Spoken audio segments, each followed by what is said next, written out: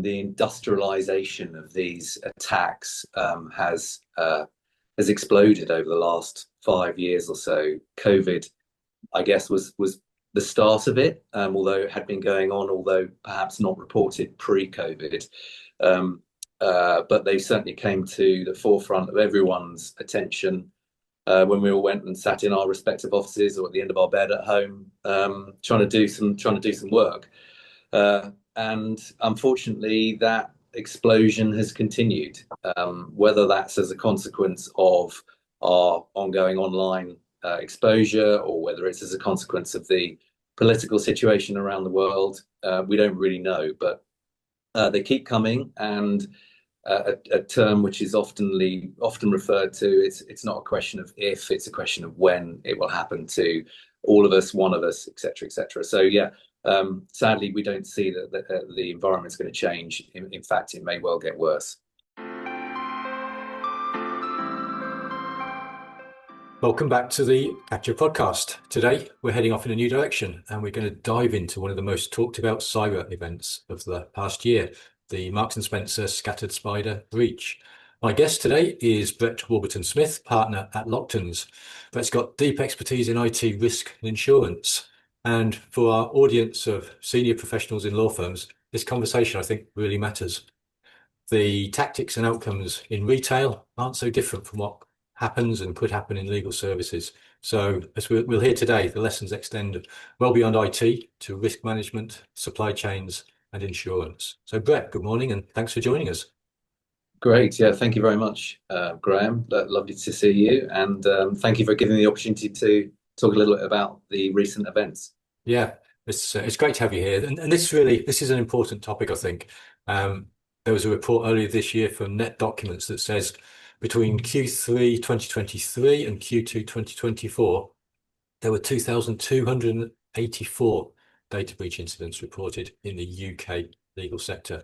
That's up nearly 40% year on year. And 50% of those were external breaches. So not just staff making errors or internal malicious things, but actual external breaches. So this is really serious. Yeah, there's no question the industrialization of these attacks has exploded over the last 5 years or so. COVID, I guess, was the start of it, although it had been going on, although perhaps not reported pre-COVID. But they certainly came to the forefront of everyone's attention when we all went and sat in our respective offices or at the end of our bed at home, trying to do some work. And unfortunately, that explosion has continued, whether that's as a consequence of our ongoing online exposure or whether it's as a consequence of the political situation around the world. We don't really know, but they keep coming. And a term which is often referred to, it's not a question of if, it's a question of when it will happen to all of us, one of us, etc., etc. So yeah, sadly, we don't see that the environment's going to change. In fact, it may well get worse. So yeah, and today we're going to look in a bit of detail at one very high profile incident this year. So the Scattered Spider incident with Marks & Spencer's. So for those who are probably not close followers of the cybercrime world, who exactly are Scattered Spider? What's the reputation? What do they do? How do they operate? So they're allegedly a group of, in this case, young individuals, from what we've all read in the press, who deploy ransomware at an industrial level, and they either do it themselves or they use affiliates to do it. They do it for notoriety. Particularly, specifically, and they can then go on and sell their services to other organizations, other criminal organizations, and conduct further attacks on other organizations. Sadly, M&S were targeted in this case, which is unusual nowadays. Typically, organizations such as Scattered Spider would just send out a generic piece of ransomware and see who clicks on the link, so to speak. In this case, we understand they were reviewing employee data sometime before they deployed the ransomware. And that allowed them to socially engineer the situation quite extensively and quite successfully, unfortunately. Okay, so is there anything that makes Scattered Spider different from other hacker groups? Do they operate in a different way? Not really, no. I think it's fair to say that in the current environment, there are a lot more similar organizations to Scatter Spider, a lot more so than ever before. There used to be sort of a handful of them that were very well known and established and robust. The variety of attacks coming through now is great, which makes it really hard to actually respond to some of these attacks because everyone is different and everyone is unique. Yeah, and you described them as a good hacker, but not such a good criminal. Could you unpack that a little bit? Yeah, that's simply because I think, as I said, they were doing it primarily for notoriety initially. They didn't manage to, as far as we are aware, they haven't really monetized the breach greatly, whilst they caused a huge amount of disruption at M&S, and we all as customers suffered that when you'd go into the M&S on the M1 or wherever they were in your local town. Quite often the shelves were empty. So we don't know whether they paid the ransom, whether the retailer paid the ransom or not, but they certainly impacted the reputation of Marks and Spencers and had a significant a triggering event to the supply chain and to their ability to conduct their business on a normal day-to-day basis. So, yeah, it was a fairly significant breach of a high-profile organisation with some fairly long tail issues and consequences that strung on for several months afterwards. So, if their objective was notoriety, they certainly achieved that, but the implications for Marks and Spencers were incredibly serious. Well, yeah, and everyone's perhaps read some of the press articles around the cost.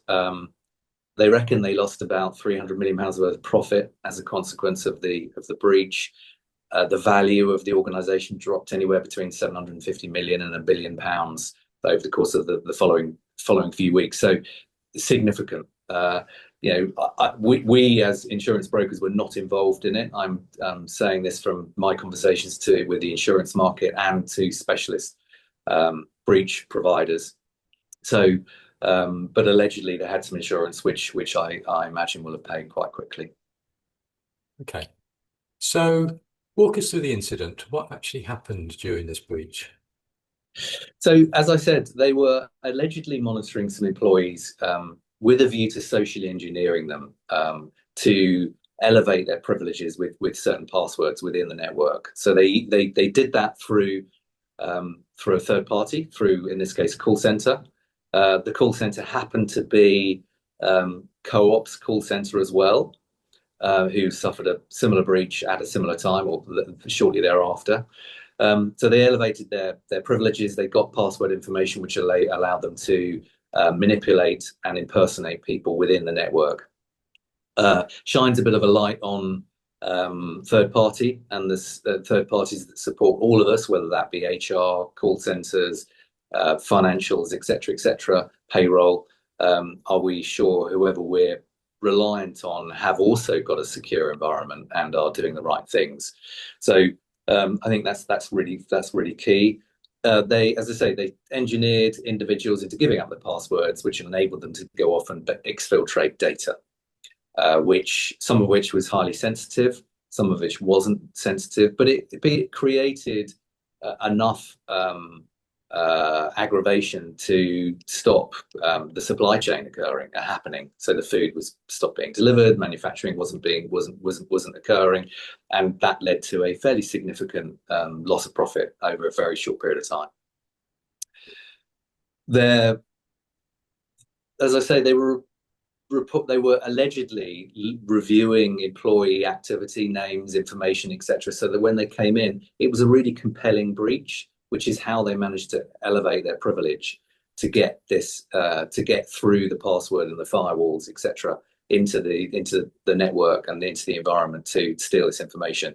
And I think it again shines another light on all of us. We should not be sharing information with the wrong people. And I know that's hard not to sometimes, but because we've all done it in the past, it's picking that situation up as quickly as possible and being aware of that. So, as often is the case with this, the human element is a key part of the weakness and ultimately the breach is going on here. Arguably, we are the weakest link, operating within our organizations. In this case, I think that was the case, but it was also the supply chain was the weakest link as well. So the call center that was was was was compromised. And as you mentioned earlier, um, other businesses were also involved or hit by this breach. So why did M&S stand out? What was significant about them? You mentioned the co-op as well. And allegedly Harrods as well suffered from similar scatter spider event. I think M&S, it's probably more of a go-to for all of us in the legal profession. How often do we stop on the M1 and pick up a I don't know, prawn sandwich or whatever it may be? So it was very much in our face. It didn't have the same extent of impact on co-op. I'm pleased to say, nor Harrods. They didn't allegedly didn't steal any private sensitive information in their cases. So I think it was probably high profile for that reason, and just the scale of which they undertook the deployed the ransomware. Was significant, and the consequential reputational harm and cost of that was significant. So if we translate this to the law firm context, how similar are the vulnerabilities? Do you see parallels? Where are they? I think they're very similar. It's fair to say that, and we have this conversation with our clients all the time. If the law firm suffers a breach, a hack, and they are unable to conduct their business on a day-to-day basis, the lawyers will probably find another way of doing business. They're not manufacturing and selling widgets here. They're giving professional legal advice to clients. So that can be done on an iPhone. It can be done on another platform. So the business interruption impact, which was the major loss for M&S, would not be as great. But the reputational fallout, the loss of customer client data, whether that be sensitive or otherwise, is still potentially very, very meaningful. Of course, all of the notifications required under GDPR and any other regulation can be very, very costly. So law firms hold and host a huge amount of very sensitive information. So no one wants that to be in the public domain. So I think we can all learn from this. There are some really strong lessons. I think the profession as a whole have adopted cybersecurity very well over the last 5, 6, 7 years. They've spent a huge amount of money on protecting themselves and educating their staff and their fee earners and their partners for some time. And of course, they're heavily regulated as well. So that shines a very big light on getting it right. But if it does go wrong, and as I said at the beginning, it's a question of if not when, it needs to be handled very sensitively and very quickly by hopefully a breach responder, a consultant, whoever it may be, to deal with that event quickly and efficiently to get the firm back on the road again and providing advice to their customers, to their clients. So there's lots of things to think about there. If we just go a little bit deeper on this specific attack, the tactics that we use, what were the key things that Scattered Spider used in this case? I've heard reference to them using things like MFA fatigue and what else did we have? We had SIM swapping. Were these used in this case? Are these common tactics that are used today? Yeah, they allegedly managed to turn off multi-factor authentication, which is something that everyone has had to sort of embrace over the last few years, haven't they? Whether that be using one of these, some sort of facial recognition, multi-factor authentication is a key security item nowadays. If they turn that off, and that allowed them to get access to lots of different networks that perhaps they wouldn't have had access to before, and they could then move internally. They were allegedly within the network for some time before it was actually identified, which is different. In the old days, pre-COVID, allegedly these hackers were in networks for several months, in some cases, up to a year. I think various different surveys have been done, and the average length for a hacker pre-COVID were to be in a network before deploying the the malware was up to about 6 months, something like that. That changed. That's changed in the last couple of years. They tend to come in and then they deploy the malware quickly. In the case of M&S, we've gone back, so they were actually in for some time before deploying the malware. So lessons from that: the identification of the poor behavior, the wrong behavior, things changing within the network, identification by the IT staff, by the security staff within the organization as quickly as possible is absolutely key to try and minimize the losses that might arise from the breach. So we're talking there really about monitoring, about being aware of what's going on your network. Do you find that law firms are sort of aware of this and are reacting and operating in the right way in this area? Yeah, and there's no question law firms have got significantly better at identifying poor behavior within the network, whether it's people clicking on the wrong link by accident, intentionally, or someone getting in somehow through some access point, some weak vulnerability that they may have. Law firms have, as I said, invested a huge amount of time and effort into that identification process, but they still get in, sadly. That, as we know and we've heard, that can be quite costly. Yeah, absolutely. And you've mentioned a couple of times the sort of supply chain angle here, and that obviously played in significantly to the M&S event. Is that something that law firms are aware of enough, need to be taking action on? Yeah, I would say as a insurance broker providing services to the community, I would say they're a lot more attuned to that now than they have been.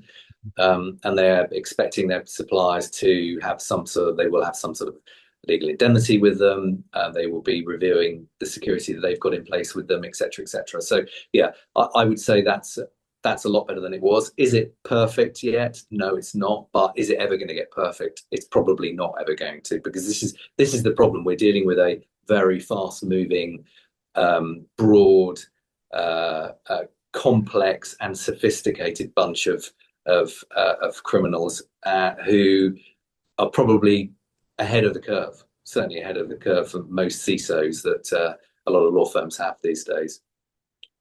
And one of the things that you mentioned in that respect is the role of affiliates, the fact that we're not just talking necessarily about one organization, it's a whole network. That presumably makes it more complicated for those trying to fight these things. Indeed, and there Scattered Spider will have probably gone off and employed some other affiliates to do a similar job elsewhere, and that goes back to the notoriety. They're looking for that notoriety so they can then brag and sell themselves on the dark web just to claim their victory, and other people will pay them to do more attacks. As I said, it comes back to the industrialization. There's a hell of a lot of money at stake. And as I've said quite a lot of times in the past, why would you ever run into a bank and put a gun to someone's head when you can sit behind a computer nowadays and deploy some malware, probably a lot more effectively? Yeah, that's a really, really good point, isn't it? And as you just mentioned as well, it's shifting quickly. The whole landscape, and you use the word industrialization. Anything that gets industrialized continues to change, evolve over time. So, what do you see the biggest changes that are happening at the moment, and what are the sort of threats that are going to come soon? Oh, if I knew the threats that were coming soon, I'd be a very wealthy man. I think,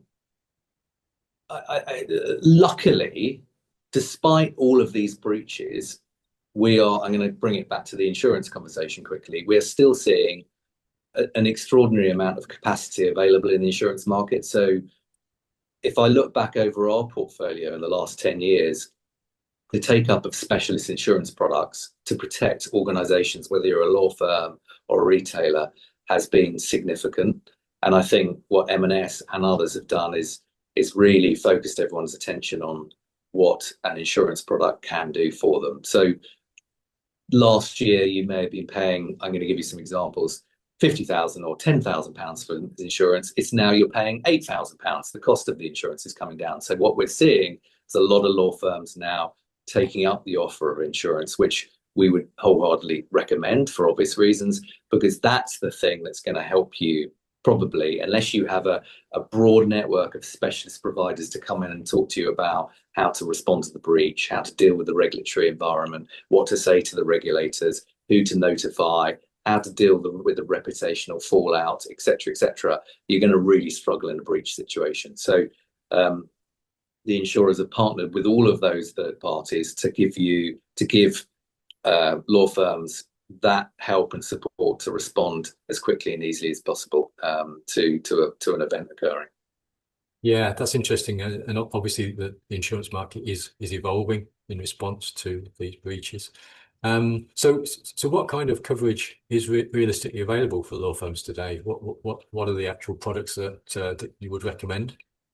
So the product has developed a great deal over the last 10 years and has probably the biggest advantage is to have that breach response team ready to work with your IT team, with your security team, to help navigate you through the event and to get you back to where you were as quickly and efficiently as possible. So there are two parts, without going into too much of technical detail, to a policy. There's what we call the first party and the third party. The first party is the breach response work, so the support you get to deal with that event. The third party element is what happens when you're being sued because you failed to look after that information, that private and sensitive information. You're being sued by anyone, and the policy responds to both of those claims. And as I say, the market is highly competitive at the moment, despite these breaches ongoing. So there was a survey done by the Law Society 3 or 4 years ago now, where the take up of products, insurance, whether it be a dedicated insurance product or an add-on to an existing product, was very poor. We're seeing a real change to that now as a consequence of the high-profile nature of these breaches and the costly impact of these breaches. Yeah, so if you were advising a CFO or FD or head of risk, whoever, at a mid-sized law firm, what would you say is the one question they should be asking their broker right now?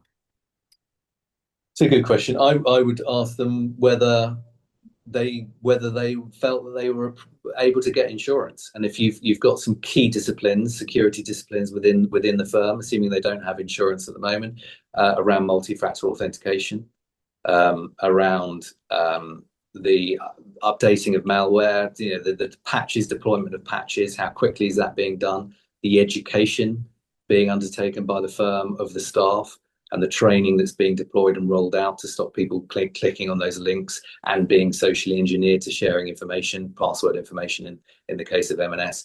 They're the critical factors. Yeah, so as I say, and the cost of that has come down quite significantly. So you're now in a buyer's market. And are there particular certifications that impact the insurance in this sort of world now? I would like to say yes, but I can't. ISO 27001 is something that a lot of the insurer community are acknowledging as a good accreditation. Cyber Essentials Plus, yes, but you can't say, okay, we've now got Cyber Essentials Plus and therefore we expect a 10% premium reduction. It doesn't work like that. It's a good discipline, it's a good practice to have it. If you don't have it, you're not necessarily going to be marked down. But I would certainly say it would be something that's worth recommending because it does long term help to inform and educate people within the firm. Yeah, okay, sounds like good advice. So if you had to distill this right down, Brett, what are the top 2 to 3 lessons that law firms should take from this M&S breach? I think I've probably a lot of that, which is ongoing education. So yeah, it's now such a hot topic. The great thing with cyber and security is that not only does it affect us corporately, but it affects us personally. Whether every time we go onto our iPhone or our Galaxy or whatever it may be, we need to be aware we get sent dodgy links sometimes. We get sent dodgy emails sometimes. So it's a very personal thing, and that's a real advantage because we then deploy that sort of awareness in our corporate environment. So as long as our security radar doesn't drop, and I think we're all a lot better at that than we used to be, let's keep that up as high as possible. I just think, being highly aware of anything that looks suspicious, and if it is suspicious, report it to your IT desk, let them have a look at it. If you're unsure, either report it and certainly don't click on it. That's the big lesson. Yeah, absolutely. Sounds like sound advice to me. So, yes, thanks for sharing your insights, Brett. For those listening, the message is clear, I think. These incidents don't just happen in retail. Law firms have got very sensitive data. Stakes are high: business interruption, reputation, regulatory impact. So, if our listeners want to find out more about your work at Loctons, Brett, where should they go? Our details are easily obtainable through the World Wide Web. If you just Google my name, my telephone number and email address is on there. So very happy to speak to anyone. Okay, thanks for that, Brett. And to our listeners, thanks again for tuning in, and watch out for another episode of the Catcher Podcast coming very soon.